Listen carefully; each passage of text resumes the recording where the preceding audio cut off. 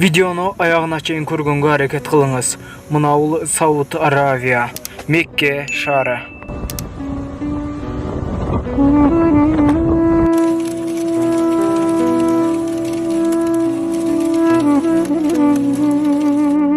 Mekke'nin aylanasında apokalipsis boron çapkın. Сауд Аравияның Мекке шарында күн күркүрөдү.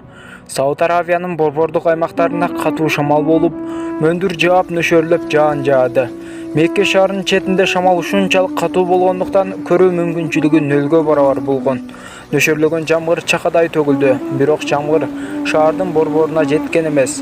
Нөшөрлөгөн жамгырдан кийин кээ бир жерлерде сел жүрдү. Нөшөрлөп жааган жамгыр адырларды төгүп, жолдордун айрым жерлерин суу каптады. Тропикалык кеңдиктеринде мөндүр сейрек кездешип жаады. Бирок акыркы жылдары планетада климаттын өзгөрүшүнө байланыштуу бул аномалия көп учурда өзүн көрсөтө баштады. Бул жерде айта турган сөз, Сауд Арабия катуу мөндүргө туш болгон биринчи учур эмес. Айрыкча койлору менен талаада жүргөн чабандарга кыйын болду. Бороон болуп жолдорду ылай каптады. Оор жарнак такталары рельске кулады. Көптөгөн бак дарактар жана мамылар кыйрады.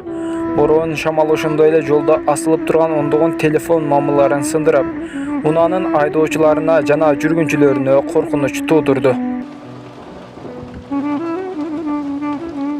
Assalamu alaikum, урматтуу кадырлуу YouTube каналыбыздын көрүүчүлөрү, казакстандыктар, бардыгы эле биздин тилди түшүнгөн мусулман бир туугандар, барыңыздар амансыздарбы?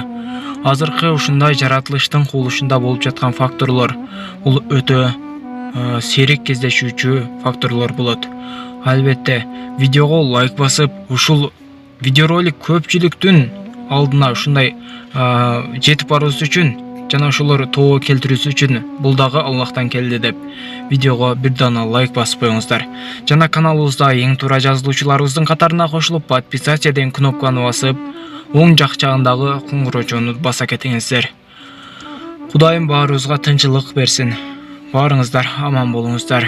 Азыр сиздерге видеороликтен калган бөлүгүн көрсөтөбүз. Өтө аябай өкүнүчтүү абал болду. Албетте, Аравияга да тынчылык тилейбиз. Ал жерде өтө көп мусулман биздин бир туугандар бар.